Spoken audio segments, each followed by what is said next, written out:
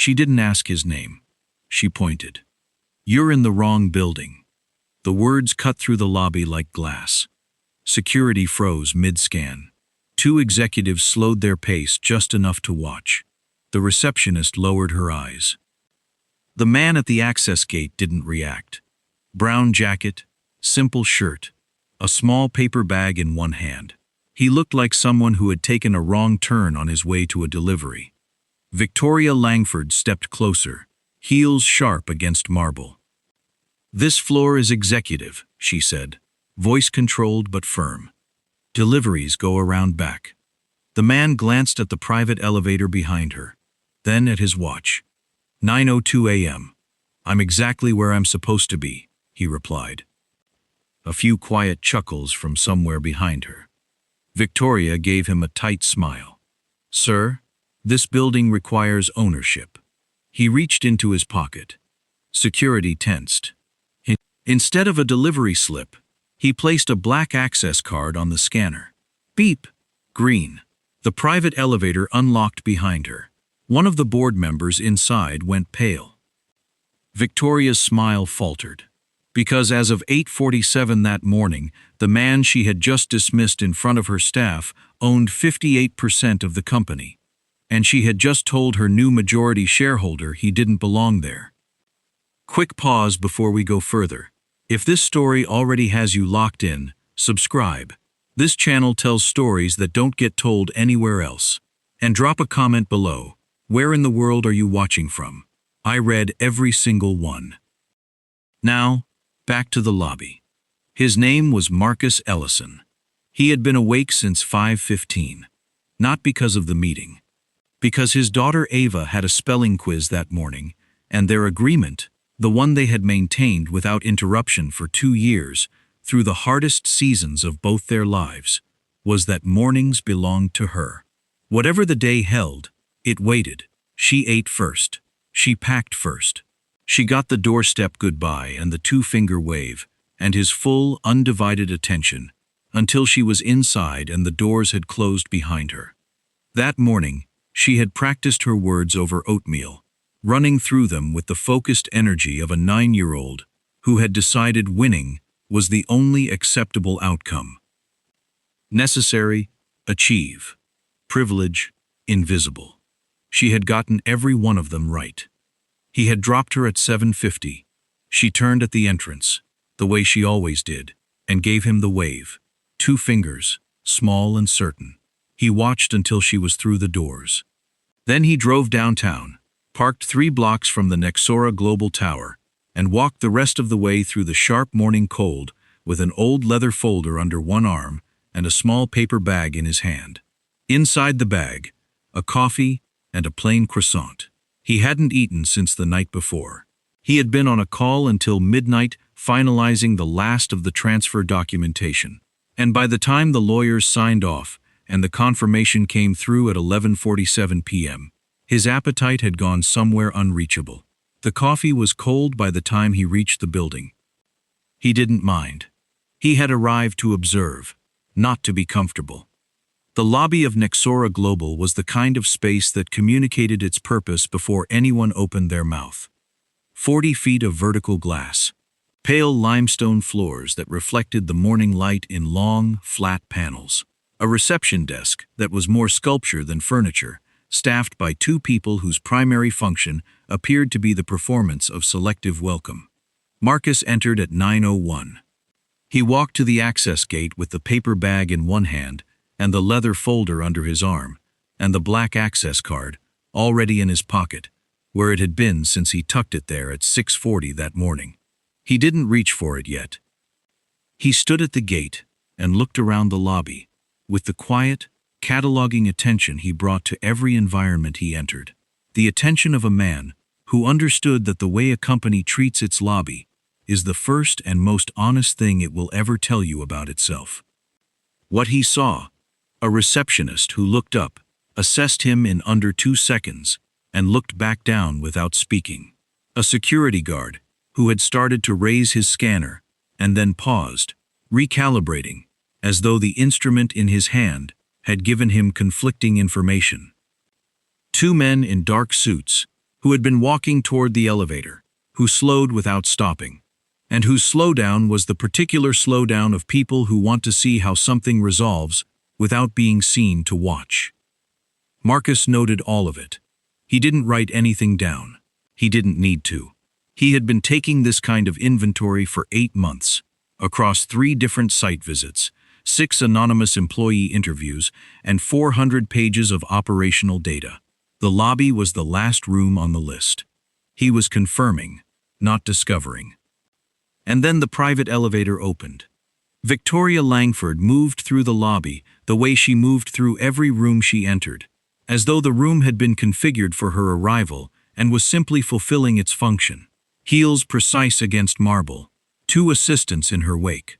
The undivided momentum of a woman who had not been made to wait for anything in this building in 4 years. Marcus had studied her file the way he studied all his acquisitions, methodically, without prejudice, looking for the shape of the thing beneath the surface of the thing.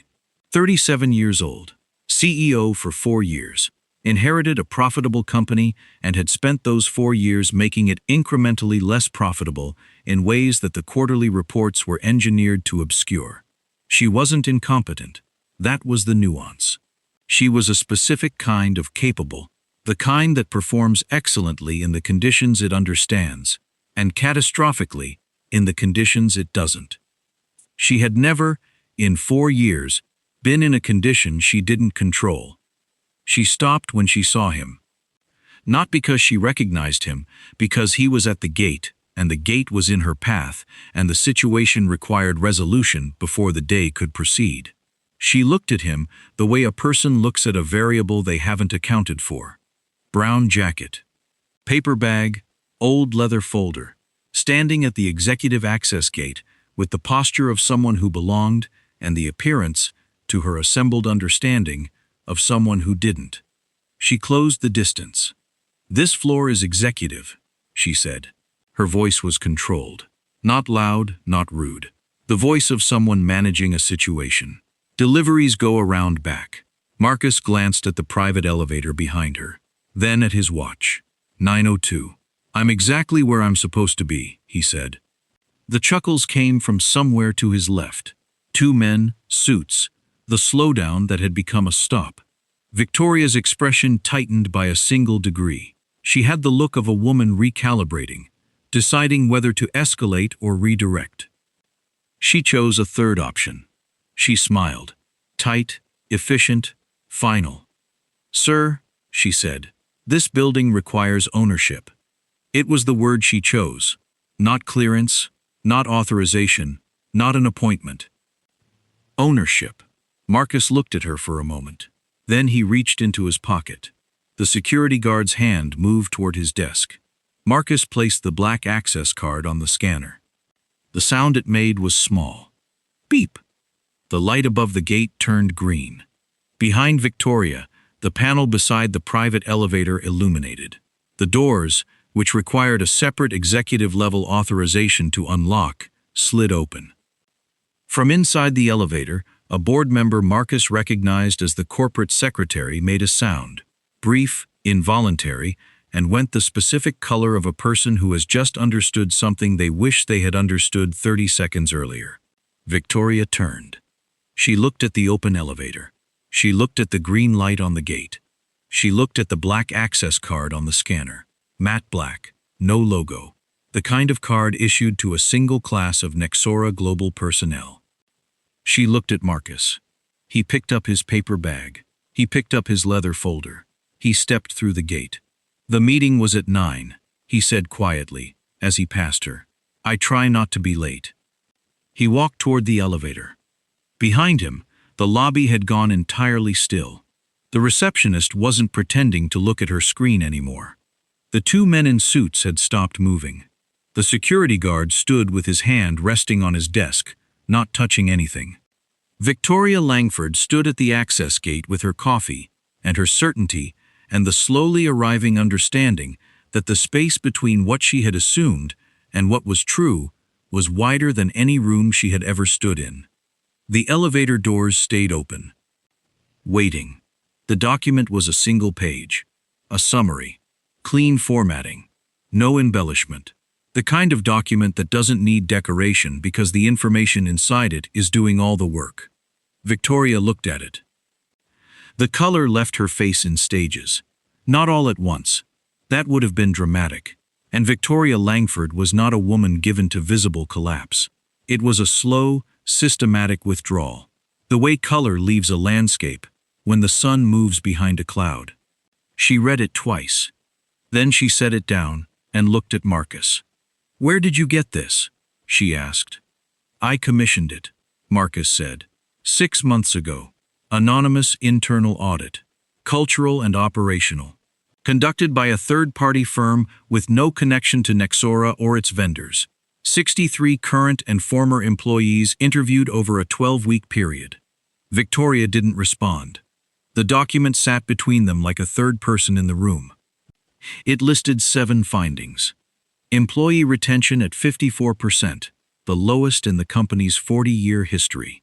43% of departing employees cited leadership culture as the primary factor in their decision to leave. 12 formal internal complaints filed in the past 18 months regarding treatment by senior leadership. 0 resulting in documented corrective action. A pattern of contract renewals lost due to relationship deterioration with key clients. Clients who had been with the company for a decade or more. A diversity gap in leadership roles that had widened, not narrowed, during Victoria's tenure. An anonymous quotation from a current director-level employee. "I stopped bringing problems to leadership because the response was always the same. The problem was my delivery, not the issue itself." And a single statistic at the bottom, underlined, 91% of employees who reported a concern described feeling dismissed or diminished in the interaction.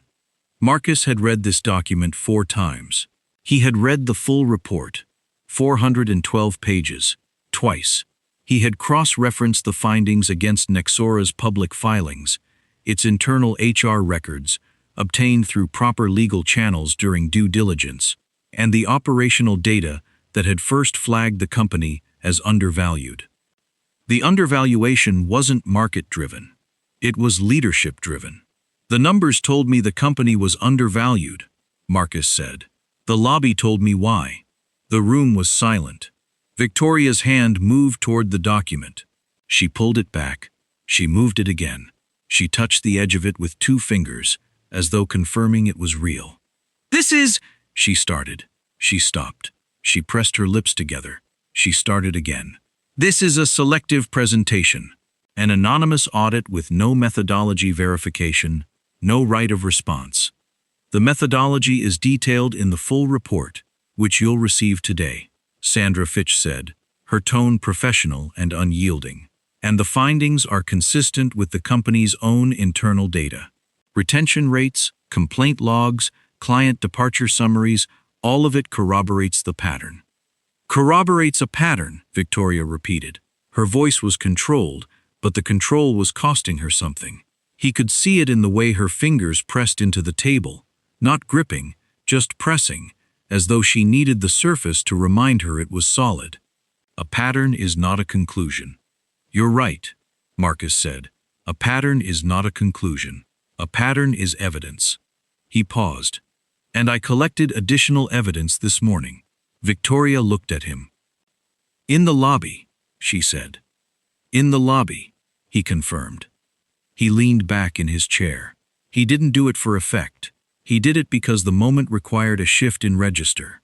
From presentation to conversation. From document to testimony. "I arrived at 9:01, he said. "I was at the access gate by 9:02. In the 63 seconds between those 2 times, the receptionist looked at me and chose not to speak. The security guard reached for his scanner and then hesitated. 2 executives slowed down to watch. And you," he looked at her directly, "you looked at me, decided what I was, and told me I was in the wrong building." He said it without accusation. He said it the way you state a fact that has already been established by evidence. "You told me deliveries go around back. You told me this building requires ownership." He let the words sit. "You said these things in front of your staff. In front of two executives who slowed down to watch. In front of a security guard who was already treating me as a variable to be managed, rather than a person to be greeted. I made an assumption based on what? Marcus asked. The question was quiet. It was the quietest thing he had said since he sat down. Victoria opened her mouth. She closed it.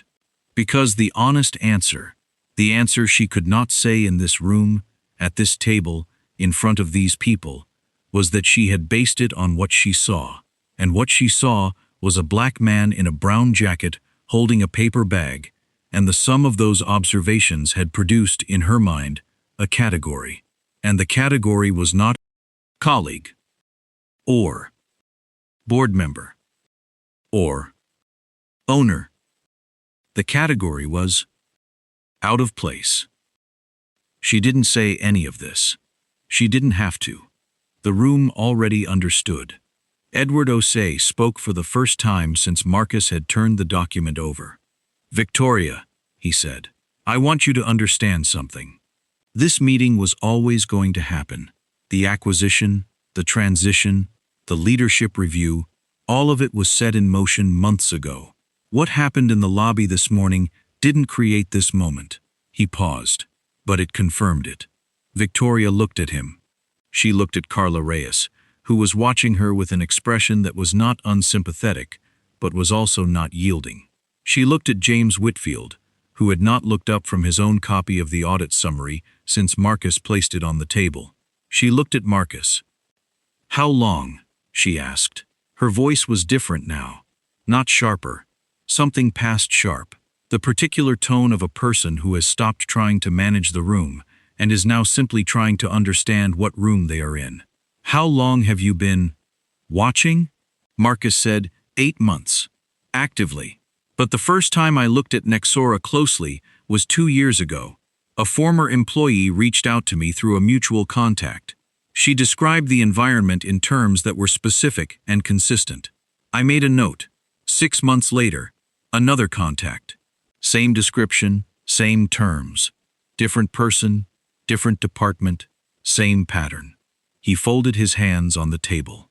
I don't acquire companies to break them, he said. I acquire them because I believe they can be repaired.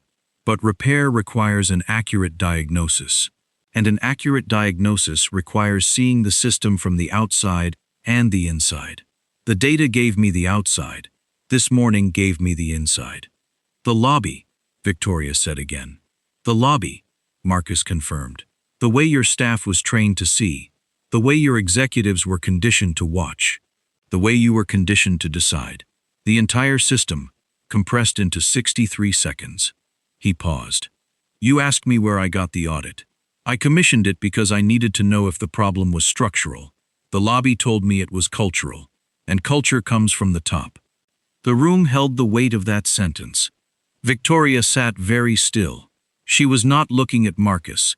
She was looking at the document in front of her. The single page that contained, in distilled form, the evidence of a pattern she had either not seen or chosen not to see. Marcus watched her. He did not feel triumph. He had never felt triumph in these moments. Not in the 5 previous acquisitions his firm had completed. Not in the rooms where he had sat across from leaders who had built systems that produced harm and then expressed surprise at the results. He felt something more specific than triumph.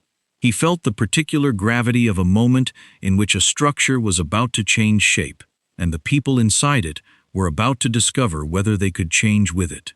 He leaned forward. I'm not in the wrong building, he said. Victoria looked up. He held her gaze. I closed on it last night. The sentence landed without emphasis, without performance, without the satisfaction that a different man might have reached for in this moment. He said it the way he said everything in this room, as a fact, clean, final, and completely resistant to reinterpretation. Sandra Fitch cleared her throat quietly. I have the ownership transfer documents ready for signature, she said. The board resolution authorizing the leadership review is also prepared. Under the terms of the acquisition and the company's articles of incorporation, A majority shareholder may initiate a CEO contract review with the support of 2 independent directors. She looked at Carla Reyes and James Whitfield. Both nodded. The review is procedural, Sandra continued. It does not presume an outcome, but it does require that the CEO cooperate fully with the process and that no operational decisions of material significance be made unilaterally during the review period. Victoria's jaw tightened. You're suspending my authority, she said. No, Marcus said. I'm asking you to participate in a process. The same process that any CEO in a leadership transition would participate in. The same process that your own employment contract provides for. I built this company's current market position, Victoria said. Her voice had moved past controlled into something harder, not loud, but denser. I took it from regional to national. I opened 2 new divisions. You also presided over a 46% decline in client retention, a leadership culture that your own employees describe as dismissive, and a diversity record that moves in the wrong direction every quarter, Marcus said. He didn't raise his voice. He didn't need to. The numbers were doing the work. He looked at her. You didn't fail the numbers, he said. You failed the people behind them. Victoria stared at him. The room was quiet. And in that quiet, Marcus saw something shift in her expression. Not surrender, not acceptance, but the first faint crack in the architecture of certainty that had carried her into this room. He didn't take satisfaction in it. He recognized it.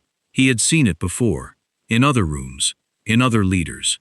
The moment when a person encounters the possibility that the system they built is not the system they believed they were building. He didn't know what she would do with it. That was her decision to make. He had made his. Marcus opened his leather folder. He did it without preamble, without announcement. The way a surgeon opens a case, not dramatically, but with the particular economy of someone who has done this before and understands that the instrument matters less than the precision of its use. He removed a bound document and placed it at the center of the table. 40 pages, tabbed, color-coded by category.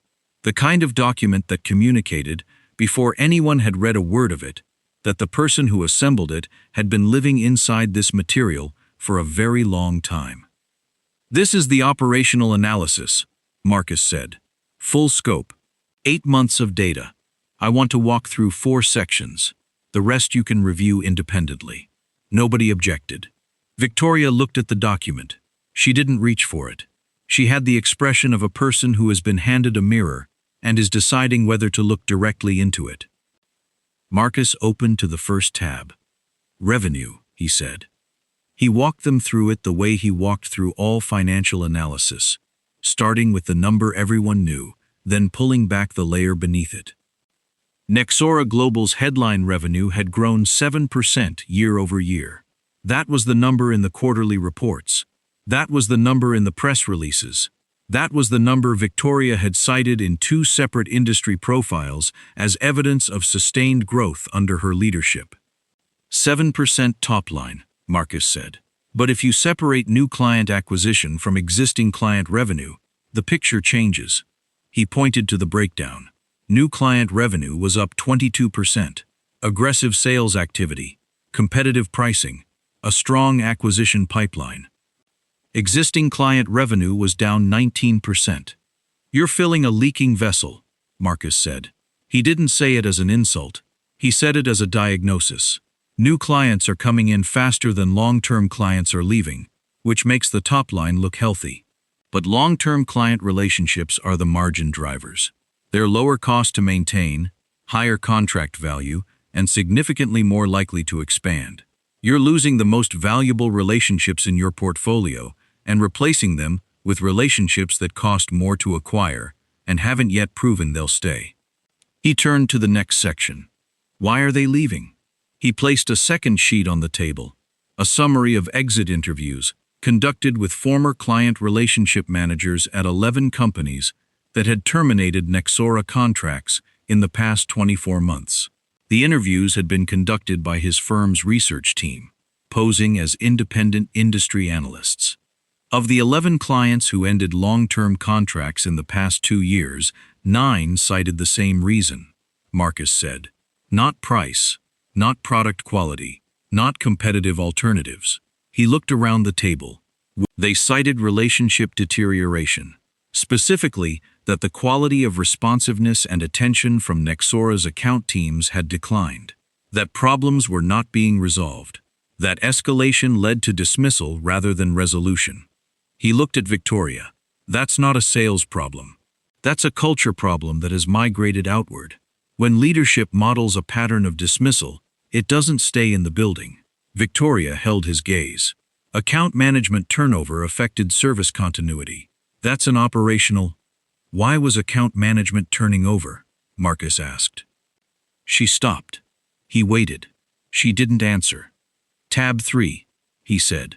The third section was the internal culture data. Marcus had seen Victoria's expression remain professionally composed through the revenue discussion. He had watched it hold through the client analysis, but he had learned, over the course of 8 months of living inside Nexora's data, that the internal culture numbers were the section that people found most difficult to manage their reaction to. Because they were not abstractions, they were descriptions. They were the words that actual people had used to describe their actual experience of working inside the system Victoria had built. 43% of employees who left in the past 18 months cited leadership culture as their primary reason, Marcus said. Not compensation, not advancement. Leadership culture. He placed the full exit survey summary on the table. The specific language people used, across departments, is consistent to a degree that is not coincidental. The word most commonly used to describe interactions with senior leadership, including the CEO office, is dismissed. The word sat on the table. Victoria's expression shifted by a degree that only someone watching very carefully would have caught. They said their ideas were dismissed. Their concerns were dismissed. Their assessment of problems was dismissed in favor of leadership's interpretation. He paused. When 43% of the people leaving your organization independently choose the same word, that word is not a complaint. It's a data point. He turned to the last tab. The diversity metrics are in the supplementary appendix. I'll leave you to review those independently. They follow the same directional pattern. Movement in the wrong direction over 4 years, at a rate that requires active decision-making to produce. Gaps like this don't happen by omission. They happen by priority. He closed the folder. The room was very quiet. James Whitfield, who had not spoken since the meeting began, looked at the table in front of him for a long moment. Then he looked at Victoria. Victoria, he said. He said it the way a person says a name when they want it to function as a complete sentence. Is there anything in what you've heard today that you dispute as factually inaccurate? Victoria looked at him. She was quiet for a long time, longer than the room expected, and in that silence, Marcus saw something he had not anticipated seeing, or perhaps had anticipated, but had not allowed himself to expect. He saw the specific internal conflict of a person who is intelligent enough to recognize the truth of what has been presented, and who is now deciding, in real time, what to do with that recognition. No, she said finally.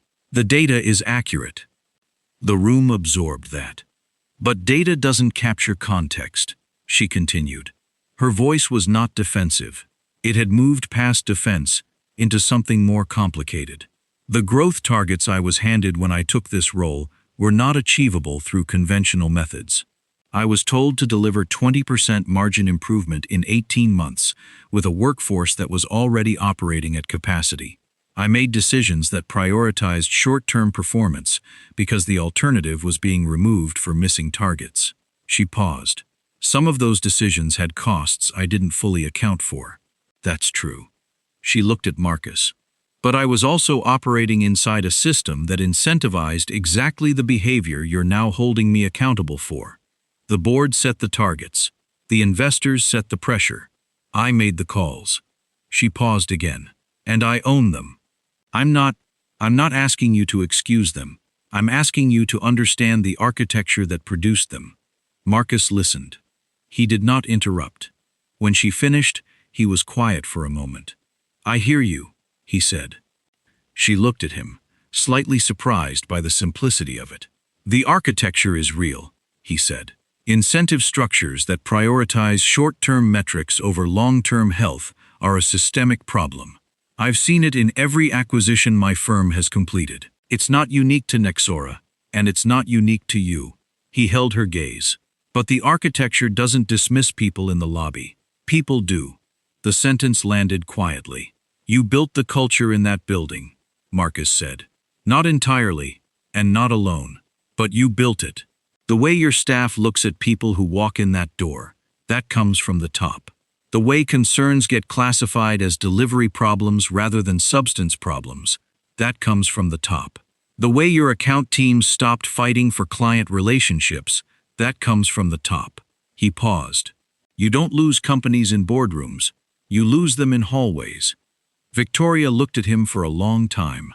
Then she looked at the folder on the table, then at her own hands. "The leadership review will proceed as outlined," Sandra Fitch said. Her voice was precise and not unkind. "Under the terms of your employment contract, Section 14, a CEO performance review initiated by majority shareholder action requires a response within 30 days. You will have full access to the review documentation. You may present a formal response. The board will consider both." Victoria nodded. A single, small nod. The nod of a person who has stopped negotiating and started processing. "One more thing," Marcus said. She looked at him. "The people who reached out to my firm, the former employees, whose descriptions started this process. There were 11 of them over 2 years. He looked at her steadily. 7 of them are still looking for work. People with real skills who left because they felt dismissed." He let the word land where it needed to land. "Part of the restructuring plan includes a direct outreach program. We're going to offer 4 of them positions, not as a gesture, because they're good at the work, and the company needs people who are good at the work and who understand what it costs when an organization stops listening." Victoria said nothing, but her jaw moved, just slightly. The involuntary adjustment of a person absorbing something that has weight. Marcus closed his folder. "That's all for today," he said. "We'll reconvene Thursday." He stood. The meeting, in its formal sense, was over. What it had set in motion was only beginning. He took the stairs down, not because the elevator was occupied, because he had been sitting for 2 hours and the stairwell was quiet and he needed 12 floors of quiet before he re-entered the world. His footsteps were steady on the concrete steps. The leather folder was under his arm. The paper bag, the coffee long cold, the croissant untouched, was still in his hand because he hadn't found a moment to set it down, and now it had become something he was carrying out of habit. He thought about Victoria's face when she said the data is accurate. He thought about the specific courage that required. Not the courage of the lobby. The lobby had required nothing of her, except the absence of self-awareness.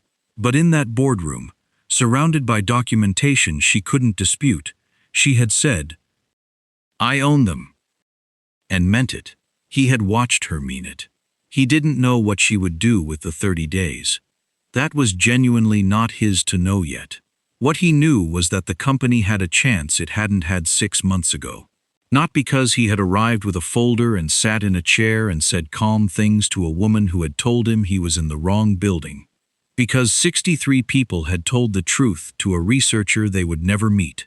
Because 11 former employees had answered a phone call from an unknown number and described, in their own words, what it had cost them to work inside a system that classified their concerns as delivery problems.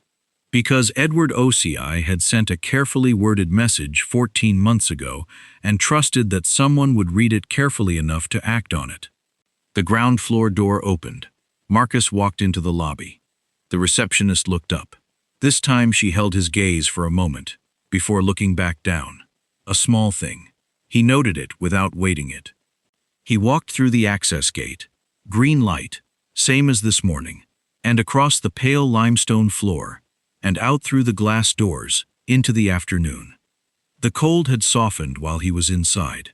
The light was different now, the angle of it lower, the shadows longer.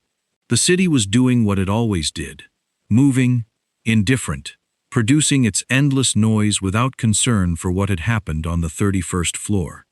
He stood on the sidewalk for a moment. He opened the paper bag. He took a bite of the croissant. It was stale. He finished it anyway. He picked Ava up at 3:20. She was the last one out, the way she often was, because she had a habit of going back for things she'd forgotten and then stopping to talk to whoever she encountered on the way back out. He watched her emerge through the school doors with her backpack half-zipped and a drawing in her hand that she was examining with the focused attention of someone reviewing their own work critically. She spotted the car.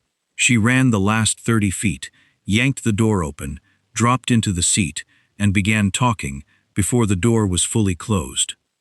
"Okay, so the spelling quiz," she said, pulling her seatbelt across. "I got 100. Obviously. But also Ms. Terrence said my handwriting has improved, which is a big deal because she basically never says anything positive about anyone's handwriting. So, she finally looked at him. "Hi." "Hi," Marcus said. She studied him with the particular intensity she had inherited from her mother. The ability to look at a person and locate what they were actually feeling beneath what they were presenting. "You look different," she said. "Different how?" She considered.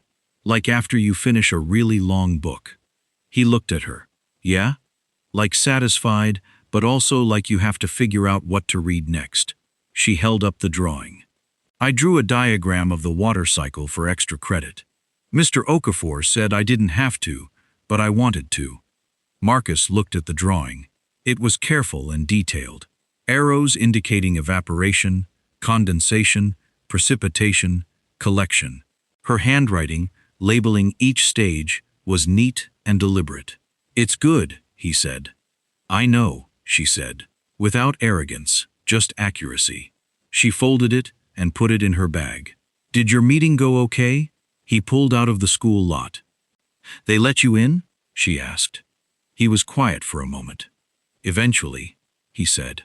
She accepted that the way she accepted most of his shorter answers, not as evasion, but as a thing that would become clearer when it was ready to.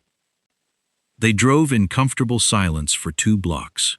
"Dad," she said. "Yeah. What does it mean to own something?" He glanced at her. "What made you think about that?" She shrugged. "We were talking about property rights in social studies, and Ms. Kimani said, ownership is about more than possession. She said it's about responsibility." She looked out the window. "Is that true?" Marcus drove. He thought about a building with a pale limestone floor. He thought about 63 people who had told the truth to a researcher they would never meet. He thought about 7 former employees who were still looking for work, and 4 who would receive a call next week. He thought about a woman in a boardroom who had said, "I own them," and had meant it, and what it would cost her and what it might produce. He thought about a small paper bag and a stale croissant, and 12 flights of stairs. "Yeah," he said. "That's true." Ava nodded slowly, the way she nodded when she was filing something away for later. "So owning something is kind of hard," she said. "The real things are," he said. She thought about that. Then she reached into her bag and pulled out a book and opened it to her page, signaling with the particular efficiency of a 9-year-old that the philosophical portion of the car ride was complete and the reading portion had begun. Marcus drove. The city moved around them, doing what it always did. That evening, after Ava was asleep, Marcus sat at the kitchen table with a cup of tea and the leather folder open in front of him. Not reviewing, just sitting with it. The table was the same table he had sat at when he was building the acquisition case. The same chair. The same lamp throwing the same circle of light. He thought about what Ava's teacher had said. Ownership is about more than possession. It's about responsibility. He thought about the lobby, about the access card on the scanner, about the green light, and the elevator doors opening, and Victoria Langford's smile faltering as she began to understand the distance between what she had assumed and what was true. He thought about the word she had chosen. This building requires ownership. He closed the folder. Some people think ownership is about money, about position, about the name on the document filed at 11:47 p.m. on a Tuesday night. It isn't. It's about what you do with the weight of it, whether you carry it for yourself or for something larger, whether the people inside the thing you own are better or worse for the fact that you own it. The loudest people in the room often assume they belong there, but the people who truly own a thing, truly, in the sense that Ava's teacher meant, are the ones who understand that belonging was never about volume. It was always about responsibility. And sometimes, the man you dismiss at the door is the one holding the keys, not because he bought them, because he earned the right to use them wisely.